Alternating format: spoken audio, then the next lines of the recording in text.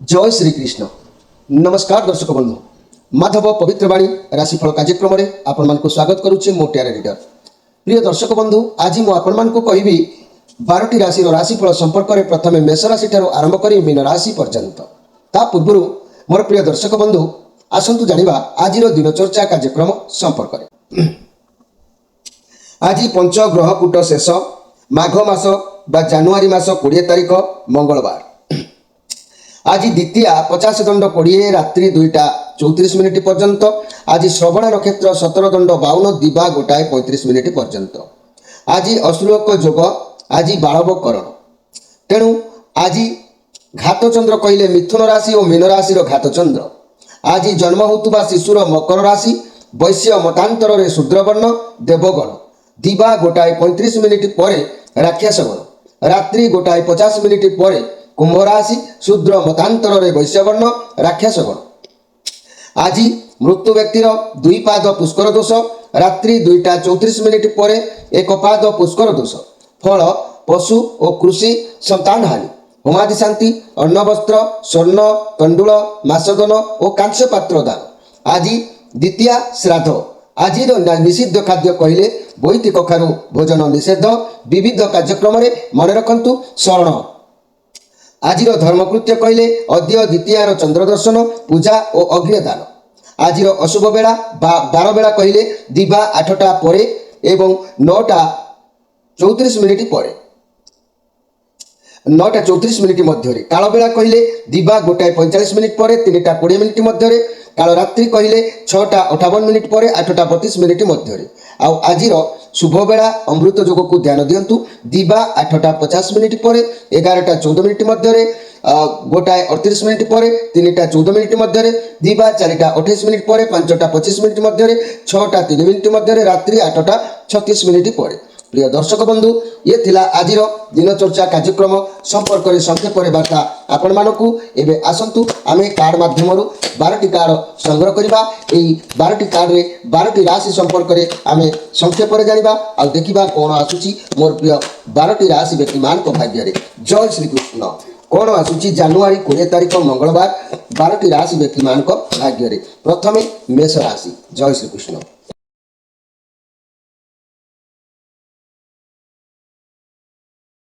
जय श्री कृष्ण। प्रथमे जानिबा मेष राशि विषय। मोर प्रिय मेष राशि आपण मानक पई कार्ड आसी 9 ऑफ कप कार्ड आसी। आपण को जीवन में परिश्रम आज करिवार अछि। आपण को सफलता भी मिलिबार अछि। आपण बहुत खुशी रहिबे। आपण बहुत परिश्रम करिवार अछि, सफलता हासिल करिवे। किंतु आज आपण बहुत व्यस्त रहिबे। कर्म बहुत चंचल रहइबो, स्पीडी रहइबो। आपण एतिकी मन रखंतु। आपनकर जहाँ भी इच्छा अछि से सब को आपण लक्ष्य स्थल रे आनिबा पई उद्यम जारी रखिबे। आपण जहाँ भी असुविधा, जहाँ भी समस्या, तार रिजल्ट भी आपण भलो आनिबा पई बहुत प्रयास जारी रखिबे। आपण भाबी परिबे नाही केतेबेले भी रिजल्ट बहुत भलो मूल्य आपण को प्राप्ति हो जिवो। कर्म क्षेत्र में भल रहिबो। जहाँ भी काम करिवे ख्याति सुनाम सफलता हुए आपन को आज मिलिबो। किंतु आपण आज बहुत व्यस्तता भितर समय को अतिबाहित करिवार अछि। तेणु कर्म चंचल आज बहुत रहिबो। तबे जहाँ भी करूचंती व्यस्त होंतु नाही। कार्य को अडुआ बा कार्य को समाप्ति करबा पई चेष्टा करंतु। अति व्यस्त होइकी किछि करंतु नाही। आजिरो स्पेशल कार्यक्रम रे मु कहिबी मोर प्रिय जाकि मेष राशि व्यक्ति माने जीवन में जदि ऐश्वर्य वृद्धि करबा पई चाहउचंती मु गोटे उपाय कहूची। मन रखंतु भक्ति सहकारे कई जदि पालन करे निश्चित सफल पाइबो, एथिरे संदेह नाही। मन रखंतु पूजा विधि है जेकोसी शुक्ल पक्ष शुक्रवार दिन प्रातः स्नान करिबो। खंडिए काठ कोटा उपरे लाल रेशमी वस्त्र बिछाई ता उपरे गोटाए गोटा गुआ अरुआ चाउल किछि रखिबो। ता उपरे श्री यंत्र स्थापन करिबो। धूप दीप जलाइबो। जाकि प्रसाद निमित्त हालुआ भोग लगाइबो। स्पष्टिक माला रे जाकि 11 दिन पर्यंत दैनिक एक माला मो गोटे मंत्र कहूँ से मंत्रटी को जप कर ओं श्रीं ऐश्वर्य सिद्धये श्रीं ओं नम 11 दिन प्रयोग पर यंत्र को नदी जल में प्रवाहित करदेव। या द्वारा जीवन में आश्चर्यजनक उन्नति भी देखा देता है जदि एमाने कौन व्यक्ति सहभक्ति कार्य करती। तेबे आसतु देखिबा वृष राशि विषय। वृष राशि किंग ऑफ पेंटाक्लस बुधकर कार्ड आपन को सम्मानित मिलबार जोग अछि। निर्धारित कार्य को बुद्धि विवेक द्वारा करने को तत्पर रहिबे। कौन परिश्रम मूल्य आपन को प्राप्ति हम। क्यारियर किसी भल फल जोग रोचे। स्वास्थ्य उत्तम रोचे। स्वास्थ्य समस्या थिले आज दूरे जीव किंतु मन रखंतु जे कोनोसी कार्य आज करंतु ना काहेकि आपनको आज परामर्श कार ईशरा कार परामर्श मत नहीं कि कार्य करंतु कहना बुधंकर कार्ड अच्छी सर्वदा शांति रहा आज भल पाइबे विवेकर सह सर्वदा कार्य करेंगे आपको पदवी सम्मान मिल लव रिलेसन में बहुत भल रफल हे आपण हाथ को कौटू कि ना कि अर्थ आसबार बाट भी खोल किंतु आपण कौन करेंगे ना बड़ हो बा सान हो कहार मतामत जोगाजोग काम कले आपको पूर्ण सफलता आज प्राप्ति हम तेरे आज स्पेशल कार्यक्रम में मुझे चाहूँगी जदि वृष राशि व्यक्ति मैंने कई जैकि कौन कार्य तथा व्यवसाय सफलता करने को चाहूँगी ताने व्यवसाय निमित्त बाहर को जावाक हेले प्रथम 11 टंका घरे कौन गुप्त स्थान में रखी कार्य उद्देश्य गमन कर द्वारा तुम उद्देश्य निश्चित भाव में सफल हम यात्रारू फेरी आसी गुप्त स्थान में टंका को कौन गरीब व्यक्ति को देदेव कि कौन भिखारी को दान करदेव यह तुम कले निश्चित सफल सीमा पहुँची पार एवं आसतु देखा मिथुन राशि विषय मिथुन राशि ये जजमेंट कार्ड चंद्रंकर कार्ड अच्छी आपण मस्तिष्क भितर किसी ना कि गोटे समस्या रही जहाँ नहीं समाधान करें मन भितर बहुत व्यतिव्यस्त देखा दूची तेरे आपण प्रथम ईश्वर को प्रार्थना करूँ आपणकर लाइफ रे बा जीवन काल भितर जहाँ भी अन्याय असत बा कर्म करिसेंती आपण तादर क्षमा भगवान को मागंतु निश्चित भाव में दयार सागर आपन को क्षमा करदेवे अनुध्यान करूँ जीवन में अतीत में क्या सहित कौन अन्याय होती तेणु आपण कर्म क्षेत्र में हो घरे हो आपण बस हो घर गार्डियन हो आपण कार्य उपर नजर रखिंट जदि भी भल कम करेंगे तेज आग को आपको प्रमोशन मिल आपण पैसा उपर बहुत जत्नवान होगा दरकार किसी बड़ इन्वेस्टमेंट करने पूर्व भावी चिंती करूँ कारण व्यवसाय जदि किसी किणाबिका करार अच्छी भल भाव में पचारि उचारि किणाबिका करूँ स्वास्थ्य कथा कहले स्वास्थ्य खराब अच्छी तेज बहुत शीघ्र स्वास्थ्य सुधार आसो आज आपंकर स्वास्थ्य उपर निश्चित किसी प्रेसर पड़ो जदि रिलेशनशिप रे कली झगड़ा चली तेज परस्पर कथा शुणु समाधान बाट बाहर आपण पुराणा जे कि प्रेम फेरबार चांस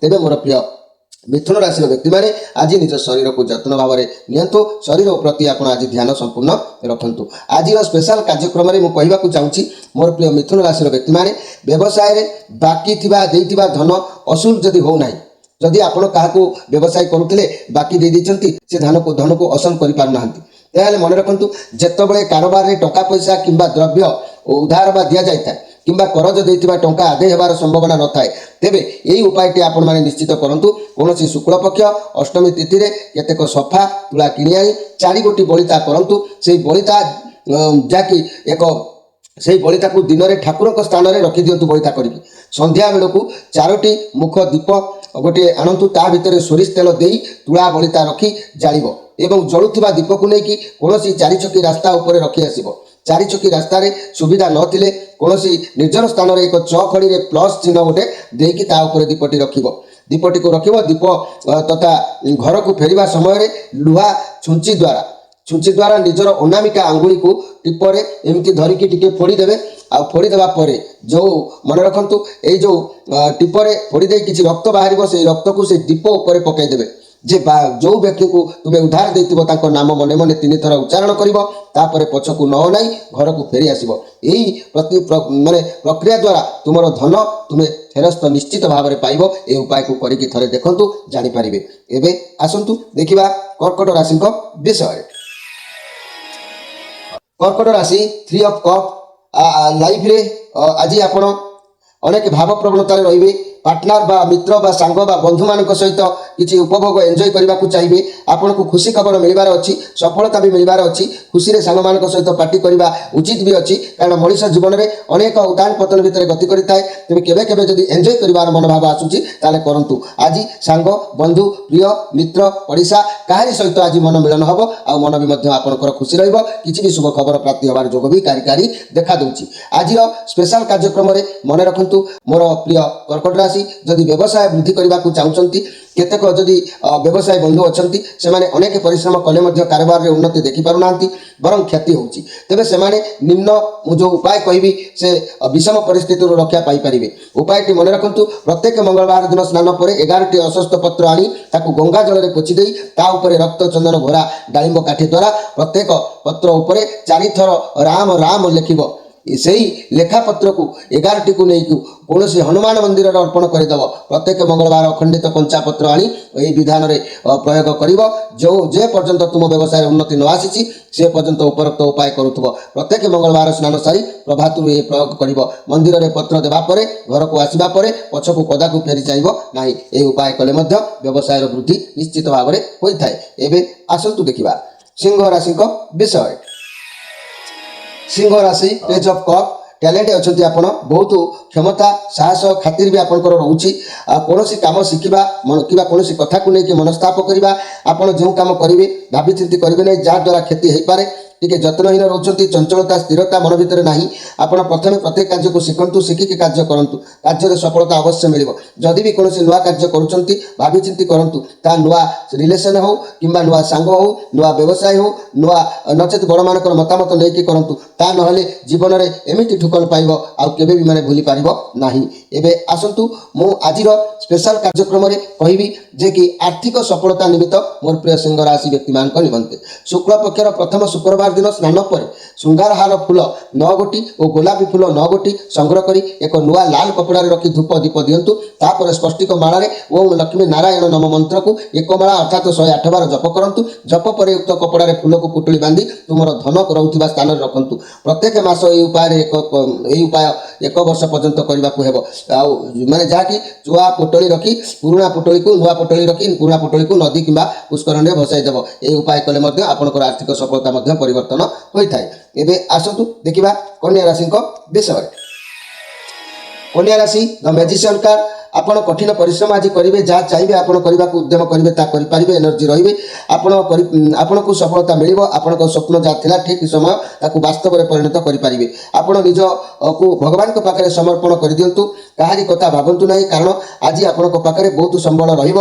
ଆପଣଙ୍କ ପାଖରେ ସବୁ ପାୱାର ରହିବ, ସବୁ କାମକୁ ଆପଣ ନେଇ ଆଣିକି ଥୋଇଲା ଭଳିଆ କାପାସିଟି ଆପଣଙ୍କ ଭିତରେ ନିଶ୍ଚିତ ଭାବରେ ରହିବ। ମୋର ପ୍ରିୟ କନ୍ୟା ରାଶି, ଆଜି ଆପଣଙ୍କ କଥାକୁ ନେଇକି ଆପଣଙ୍କ ଘର ଭିତରେ ବା ଓଡ଼ିଶାରେ ଆଲୋଚନା ସମାଲୋଚନା ବି ହେଇପାରେ, ସେଥିପ୍ରତି ବି ଆପଣ ଟିକେ ଜାଣି ରଖନ୍ତୁ।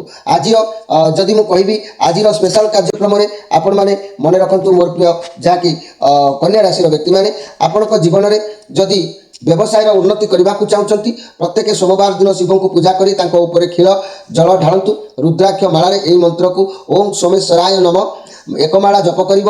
ପୂର୍ଣ୍ଣିମା ଦିନ ଜଳରେ କ୍ଷୀର ମିଶାଇ ଚନ୍ଦ୍ରମାଙ୍କୁ ଅର୍ଘ୍ୟ ଦେବ ଏବଂ ବ୍ୟବସାୟ ଉନ୍ନତି ନିମିତ୍ତ ପ୍ରାର୍ଥନା କରିବ।